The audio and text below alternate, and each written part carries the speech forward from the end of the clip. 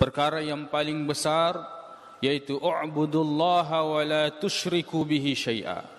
Sembahlah kalian hanya kepada Allah Subhanahu wa taala dan jangan kalian melakukan kesyirikan, menduakan Allah Subhanahu wa taala dengan perkataan dan perbuatan.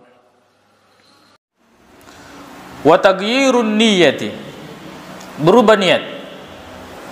Berubah niat ini juga harus dirinci. Tidak semua proses perubahan niat dalam salat itu membatalkan salat.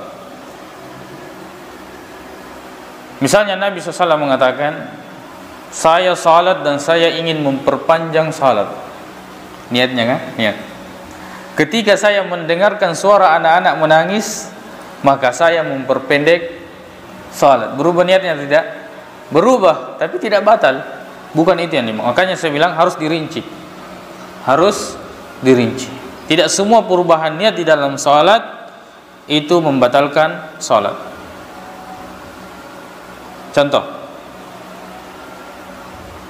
kita misalnya salat sunnah, terus ada sekelompok orang datang berjamaah. Kita memang lagi tunggu-tunggu untuk salat berjamaah atau salat sunnah.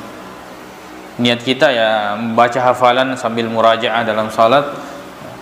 Kemudian sekumpulan orang datang salat berjamaah, maka kita dari niatnya memperpanjang bacaan menjadi mempersingkat. Setelah itu bergabung, salat kita sah walaupun berubah niat. Berubah niat.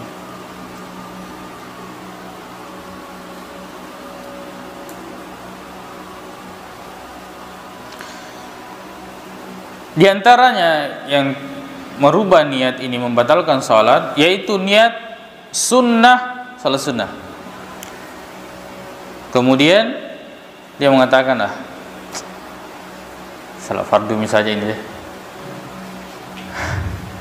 Misalnya dia salat sunnah qabla subuh, kayak ngantuk dia mengatakan, ini misalnya salat fardu. Itu tidak sah. Tidak sah salatnya. Berbeda halnya orang yang salat fardu kemudian sunnah, dia niatkan menjadi sunnah. Sebagian ulama berpendapat sah. Dalilnya apa? Ketika ada orang salat dua kali salat, kata Nabi SAW berkata kepada orang itu, yang mana tadi yang salatmu yang kau anggap sebagai salat fardu? Contohnya misalnya dia salat misalnya sendiri, tidak berjamaah. Kemudian setelah itu salat fardu lagi, salat berjamaah. Yang mana yang sah di situ yang dianggap? Semuanya sah. Semuanya sah. Dan tidak mungkin semuanya adalah kewajiban. Maka yang salah satu dari itu wajib dan yang lainnya menjadi sunnah. Di lain misalnya Mu'adz bin Jabal, ketika dia kembali, maka setelah salat fardu bersama Nabi SAW kembali kepada kaumnya, dia kemudian menjadi imam.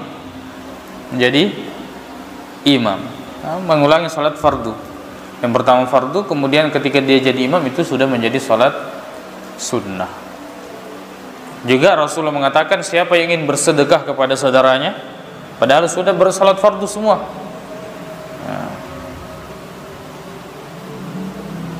taghyirun niyah. Juga misalnya salat sunnah biasa, tahiyatul masjid, kemudian kasih jadi rawatib ini, tidak boleh. Ya. Jadi tidak boleh menggampang-gampangkan perubahannya di dalam salat. Tapi sekali lagi harus dirinci dalam masalah ini. Tidak semua perubahan di dalam salat itu, perubahannya dalam salat membatalkan salat.